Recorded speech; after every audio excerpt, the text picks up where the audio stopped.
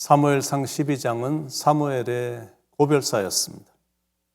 사무엘상 13장에서는 대조적으로 그렇게 겸손했던 사울이 왕이 된 지 채 2년밖에 안 됐는데 벌써 부패되고 타락한 모습을 보여주고 있습니다.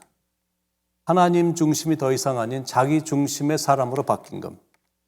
신정 정치에서 왕정 정치로 바뀌었지만 그래도 진리는 바뀌지 말아야 되는데 벌써 바뀐 겁니다. 진리란 거는 왕 중심이 아니라 하나님 중심이 진리입니다.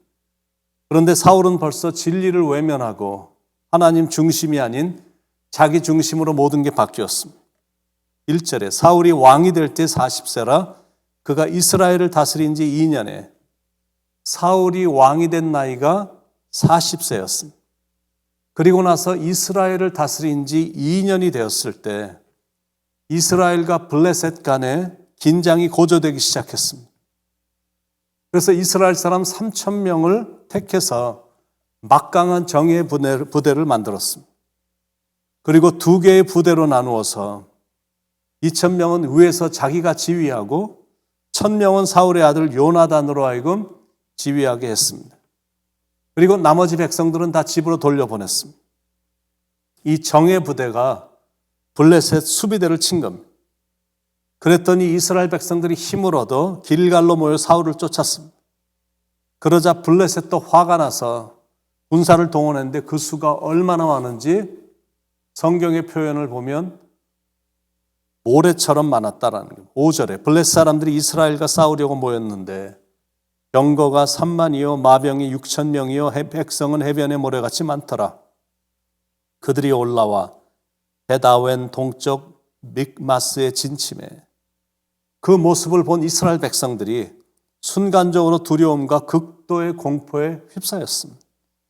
그래서 굴, 숲을, 바위 틈, 은밀한 곳, 웅덩이 등에 그냥 보이는 대로 숨을 수 있는 곳엔 다 숨어서 덜덜 떨고 있었던 겁니다. 6절, 7절 이스라엘 사람들이 위급함을 보고 절박하여 굴과 숲을과 바위 틈과 은밀한 곳과 웅덩이에 숨으며 어떤 히브리 사람들은 요단을 건너 갓과 길르앗 땅으로 가되 사울은 아직 길갈에 있고 그를 따른 모든 백성은 떨더라.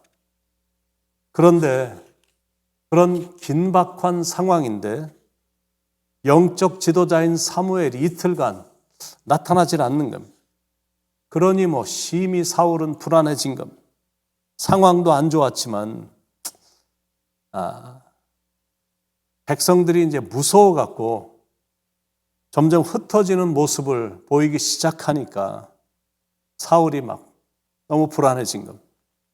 그래서 경고망동하게 자기가 직접 번제와 화목제를 드린 겁니다.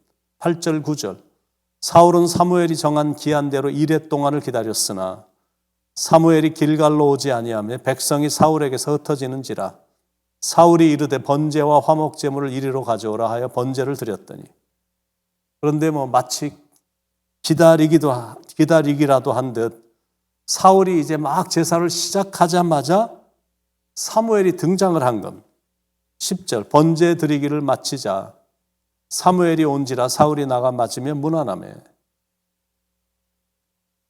제사를 드린 사울의 이 경고망동한 모습을 보자 사무엘이 he got so angry 얼마나 마음속에서 화가 나는지 What have you done? 대체 당신이 지금 무슨 짓을 한 거냐라고 사무엘이 사울 왕을 힐난하는 것. 11절에 사무엘이 이르되 왕이 행하신 것이 무엇이냐 하니 그랬더니 사울이 이렇게 구차한 변명을 늘어놓고 있는 겁니다. 11절 후반부와 12절에 사울이 이르되 백성은 내게서 흩어지고 당신은 정한 날 안에 오지 아니하고 블레셋 사람은 믹마스에 모였음을 내가 보았으므로 이에 내가 이르기를 블레셋 사람들이 나를 치러 길갈로 내려오겠거늘 내가 여호와께 은혜를 간구하지 못하였다 하고 부득이하여 번제를 드렸나이다 하니라. 백성은 자꾸 흩어지고 당신은 약속 시간에 나타나지 않고 블레셋 사람들은 지금 믹마스에 모여 들었기 때문에 참 구차한 변명을 늘어놓는데 마치 선악과를 따먹은 아담과 이브의 변명과 비슷한 변명을 늘어놓는 것. 만약 사울이 그때 잘못을 인정하고 용서를 구했다면 용서도 받았을 거고 구원도 받았을 것입니다. 그런데 죄가 죄를 낳고 결국에는 멸망을 가져오듯 자신의 잘못을 변명하고 합리화시키려고 한 탓에 사울에겐 돌이킬 수 없는 파국이 선포되고 만 것. 그 일로 인해 사무엘로부터 사울 왕의 나라는 길지 못할 것이다라는 저주를 받게 됩니다. 13절 14절 사무엘이 사울에게 이르되 왕이 망령때에 행하였도다. 왕의 하나님 여호와께서 왕에게 내리신 명령을 지키지 아니하였도다. 그리하였더라면 여호와께서 이스라엘 위에 왕의 나라를 영원히 세우셨을 것이거늘 지금은 왕의 나라가 길지 못할 것이라. 여호와께서 왕에게 명령하신 바를 왕이 지키지 아니하였으므로, 그리고 하나님께서 이스라엘을 위해 이제 다른 사람을, 하나님의 마음에 합한 사람을 세울 것이다라고 저주를 먼저 한 다음에 이제는 예언을 하는 겁니다. 14절 후반부에 여호와께서 그의 마음에 맞는 사람을 구하여 여호와께서 그를 그의 백성의 지도자로 삼으셨느니라 하고, 여호와께서 하나님의 마음에, 여호와의 마음에 맞는 사람을 택하여 다윗을 언급하는 겁니다. 사울이 왕이 되기 전엔 참 겸손했거든. 그런데 대부분의 사람들이 그렇듯이 높은 자리에 올라가기만 하면 이게 배는 게 없어지고 교만해지는 게 문제입니다. 전쟁에 출정하기 전에 사울은 먼저 하나님의 뜻을 물어봤었어야 됩니다. 그런데 그런 거 없었습니다. 사무엘이 늦어진다. 옛날 같았으면 아무리 위급하다고 느껴도 조용히 기도하면서 마음으로 예배를 준비하고 있었을 것입니다. 그런데 사울이 갑자기 너무 커진 겁니다. 그래서 교만해졌습니다. 결국 하나님은 교만한 자를 미워하시기 때문에 축복을 다 잃어버린 겁니다. 물론 그때의 상황은 충분히 이해도 됩니다. 블레셋의 군사력이 이스라엘을 능가했고 수적으로도 이스라엘이 열세했습니다. 그래도 옛날에는 그렇게 불안해하지 않았거든. 근데 갑자기 불안해지고 초조해진 겁니다. 왜냐하면 전쟁의 승패가 하나님께 달려있다라는 믿음을 잃었기 때문이고, 그러니까 더 이상 신본주의적인 신앙의 자세가 아니라 인본주의적인 자세로 바뀌었기 때문에 그렇습니다. 물론 사람은 실수할 수 있습니다. 근데 여기서는 실수를 탓하는 게 아닙니다. 다윗도 실수를 했어요. 그런데 다윗의 위대함은 나단이 다윗의 실수를 지적했을 때 그 자리에서 무릎을 꿇고 눈물로 회개하며 용서를 구했다는 것이 다윗의 위대함이거든. 그래서 오히려 이스라엘 역사의 전무후무한 성군으로 추앙받는 하나님의 축복을 누리게 된 겁니다. 그러니까 죄를 짓는 것은 그 자체만으로 문제는 아닙니다. 연약한 인간이니 죄를 지을 수 있거든요. 진짜 문제는 지은 죄를 회개하지 않는 거고 자꾸 변명하며 합리화시키려는 게 이게 문제입니다. 죄를 지었으면 하나님께 자신의 죄를 겸손히 고백한 다음에 용서하심을 바라는 자세를 갖추면 됩니다. 사울의 첫 번째 문제, 겸손하고 하나님을 잘 섬길 때는 크신 하나님이 보이더니 왕이 되어서 사람들이 자기를 섬기니까 그 크신 하나님이 안 보인 것, 이게 사울의 첫 번째 문제였어요. 어느 순간부터 자기밖에 안 보이는 것. 그래서 문제가 시작이 된 거예요. 사울의 문제 두 번째, 잘못했음에도 불구하고 왕의 자존심 때문에 회개는 없고 변명만 늘어놓은 겁니다. 한마디로 지극히 교만해진 거예요.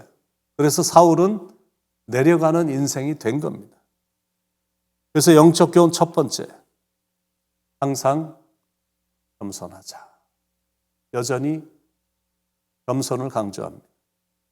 우리는 교만할 이유가 전혀 없어요. 하나님이 등 돌리시면 인생은 끝나기 때문에 그렇습니다. 사울이 교만하게 월권 행사를 행함으로 하나님이 등을 돌리시니까 사울의 영광은 그 순간 끝나버렸습니다. 하나님이 더 이상 관심을 갖지 않으시니까 그렇게 좋았던 성격도 참 신기하게 참 고약하게 변했고 착하고 순하게 생겼던 그 얼굴도 변했습니다. 아주 미인하게 변했어요. 참 신기합니다. 그렇게 인자하고 뛰어난 외모가 악으로 가득 찬 거의 악마와 같은 모습으로 바뀐 겁니다. 그러니까 악신이 든 겁니다. 사울의 삶을 보면서 먼저는 자신의 약함을 깨닫길 바랍니다. 그리고 늘 깨지고 무너질 수 있기에 늘 겸손하길 바랍니다. 그렇게 살 때 하나님은 우리의 삶을 책임져 주십니다. 오늘도 진실한 예배자로 살고 그리고 겸손하게 살기를 축원드립니다. 그래서 여러분의 이 하루의 삶에 하나님의 은혜가 풍성히 넘치길 간절히 축원드립니다. 기도하시겠습니다. 오늘도 예수님처럼 겸손히 살게 도와주시옵소서. 뭘 좀 잘 된다고 높은 자리에 올라가게 됐다고 아니면 가정 안에 기가 막힌 일들이 일어났다고 우쭐대고 교만한 일 절대 없도록 이 모든 일을 다 하나님이 해주셨다라고 고백하는 그런 신앙으로 일관하고 어떤 상황에 처해지든 비굴하거나 반대로 교만하거나 이런 일이 없도록 항상 말씀의 거울 앞에 자신을 재조명시키게 하시고 기도를 통해 깨닫는 영을 받아 참 겸손하게 일관할 수 있도록 주님 인도해 주시옵소서. 그래서 은혜가 넘치는 이 날이 되길 간절히 기대하고 바라고 기도합니다. 오늘도 축복을 부어주실 주님의 은혜에 감사드리며 사랑이 많으신 예수님의 이름으로 간절히 기도드립니다. 아멘.